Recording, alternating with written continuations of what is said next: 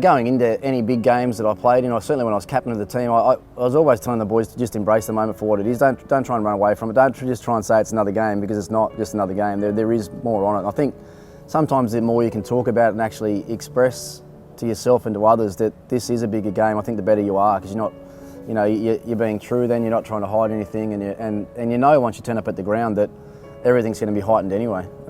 So as much as you try and keep a lid on it, by the time you get out there, the adrenaline goes through the roof. The nerves are there for everyone to see. But I guess the more exposure you have to those bigger games, the better you're able to deal with it. So as you say, I was lucky enough to play in a few World Cup finals and a couple as captain. And I think when you're captain as well, there's a lot more pressure on you to get everything right on the day. You've got to get the toss right, you've got to get selections right, you've got to get everything right on the day, because one little slip up tactically here or there in a T20 game especially, but in the 50 over games that I played in, one little tactical change can be the difference in winning or losing a World Cup. So I think you have all those sort of thoughts going on, but look, just hugely special occasions, really. I mean, they are just massive. Although it's a game of cricket, they end up being massive events, and events that I was lucky to be a part of for a good chunk of my career.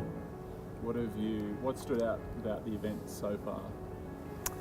But when I've looked around the stadiums and seen the crowds that have turned up and the level of cricket that's been played, and there's been a few upsets along the way as well, which I think has probably added a fair bit to the tournament. You roll in the India-Pakistan game early on. I just think it's been an awesome spectacle that everyone involved in the organising of it should be really, really proud of. And I'm sure by the time we get back here in about 10 days' time for the final, if we get some good weather, it's going to be something very, very special. Look, I just think they've just been a little bit off, probably in most departments, to be honest.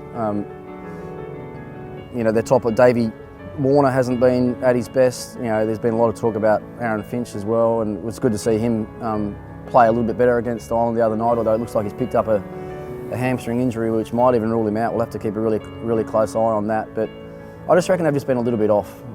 They probably haven't got the runs out of any of their batters that they would have wanted, and their bowling at different times has been a little bit expensive, a little bit loose and wayward. So, but one thing we know with this game, that can change really quickly. There's no doubt in my mind that all the skills there for the Australian team to make it through, and then make it all the way through into the final. But they're going to have to fine tune and think about the way that they're going and just execute that little bit better if they want to make it through, and if they want to go all the way. So, and I think India probably been a little bit the same. The one thing that stands out for India with me is just how much they're missing Bumrah. Like Bumrah, just that one player out of that team. Their bowling all of a sudden looks a little bit more fragile and a little bit more hittable.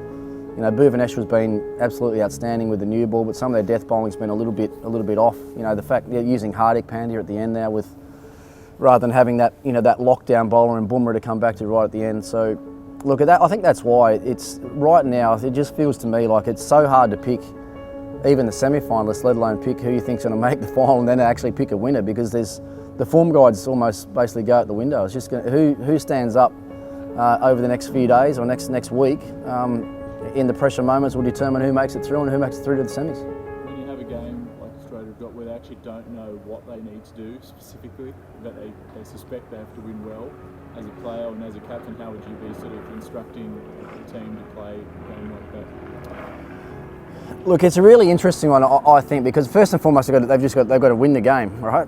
They have to win the game. Now, do they, if they win the toss, do they try and get Afghanistan in early and knock them over and get the runs quickly, or do they try and bat first and make a really big score and then try and bowl them out?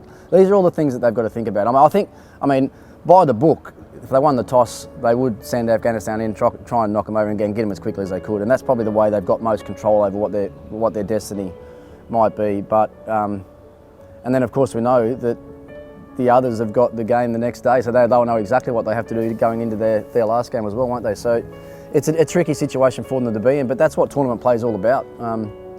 And if they had have maybe played a little bit better earlier in the tournament, they wouldn't find themselves where they are at the moment. So that all lies ahead. That's as I said, part and parcel of tournament play. And one thing that you always talk about in tournament play is trying to, peak at the right time and be playing your best cricket at the back half of the tournament. Well, Australia's going to have to do that now if they want to make it through.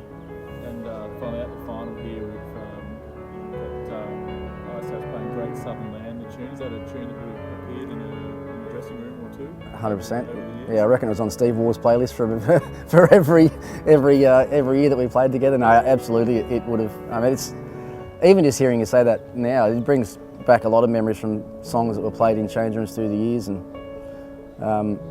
yeah, I'm sure having that, well, especially if Australia's in the final, having that belted out around here on the 13th would be pretty electric, I reckon. Yeah.